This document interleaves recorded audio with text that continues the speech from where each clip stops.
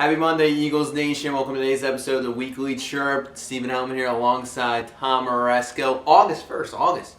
July flew. Yeah. July flew by, especially for us. It's been roller coaster and moving out here to Los Angeles. But preseason, man. Preseason, first game's 10 days away. 10 days away, yeah. The Eagles had their open practice yesterday, and the big headline that I think kind of people are making a mountain out of a molehill out of is only 18,000 showed up. Yeah, only 40,000 last year. But practice.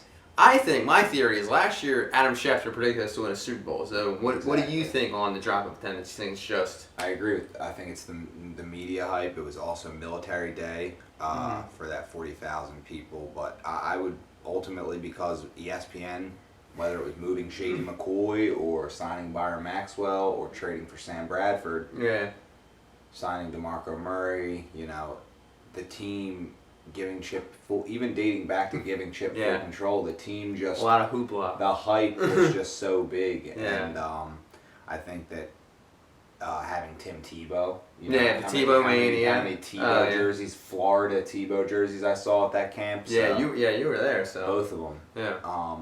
Yeah. The guys like that. So I actually tweeted out, that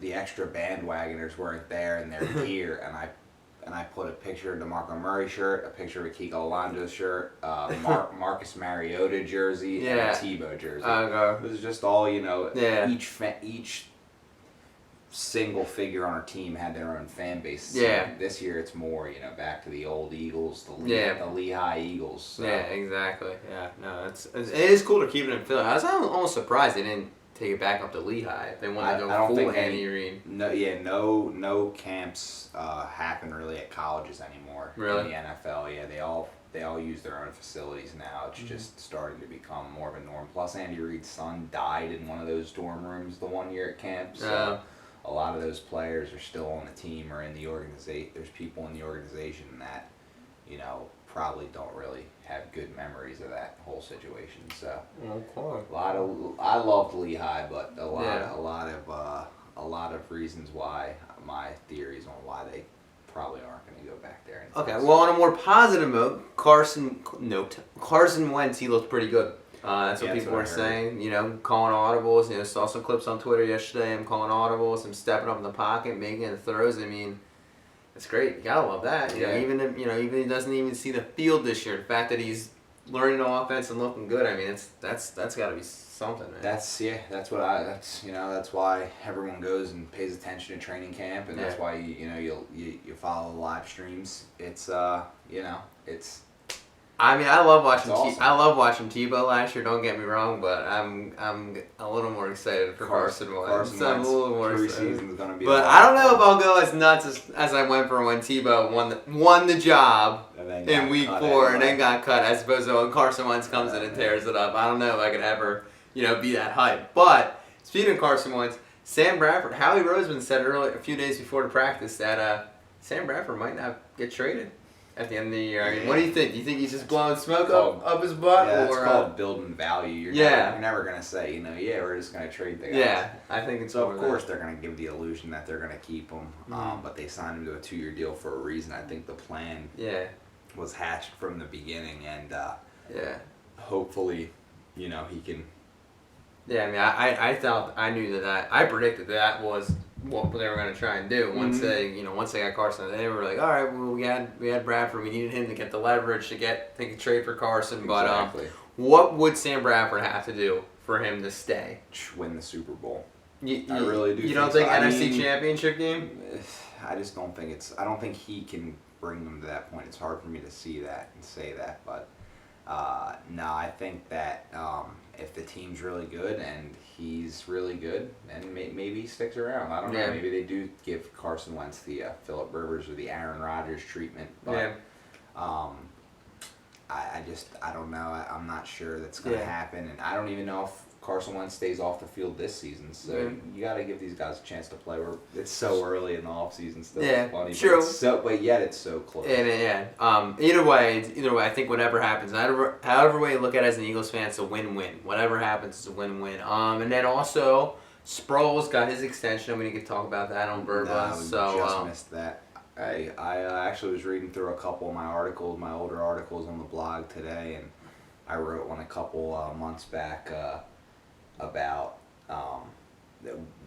during OTAs when Cox and Sproles were absent, and I wrote about the fact that both of them may get contract extensions, or well, you know, I wrote that Cox is gonna, you know, he's gonna cost a fortune, but the only thing Howie can't afford to do is lose him. Yeah. So they paid him. I was right on that, and then I said, you know, Sproles is 32. He shouldn't be looking for a contract extension. And when I read that line, I was like, well, I was wrong there. And then the next paragraph started, or should he, and talks about how productive he's been, and then he gets the extension. So I actually was right there too. So. Yeah, I mean, I think you're gonna need that. Yeah, there you go. I think you're gonna need that veteran presence though, because like you gotta imagine after this year, Ryan Matthews is gone, and then you know after that it's just Sproles. I mean, you wouldn't have had Sproles, so you got him for a fifth rounder. Why not keep him till you see a visible decline? He's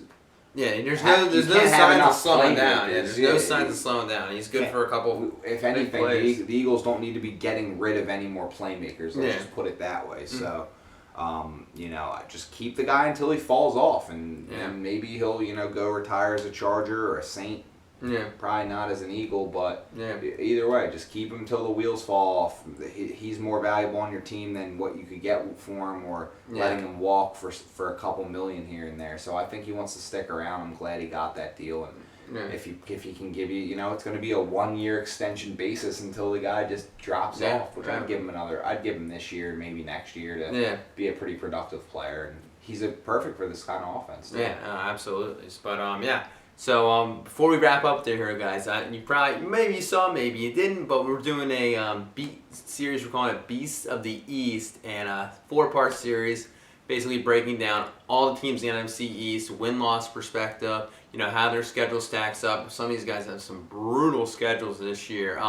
So we did the Giants and the Redskins. So if you want to see our thoughts on that, go check out those videos. Tomorrow we're doing the Dallas Cowboys, so we'll finish up with the Eagles, and then we'll finish up the Eagles later in the week, and then we'll be Bird Buzz on Thursday. So you know, more and more stuff's happening. The season's about to get there, about to go in full swing. Starting to roll in, and so we'll be pumping up. August 11th couldn't come soon enough. Yeah, just a lot of excitement, and you know, it's time. It's time to go. It's time to pipe it up. Pipe it up. Pipe it up. All right, guys. We will see you. We'll see you next time for Bird Buzz and all the videos in between. Have a great rest of your day.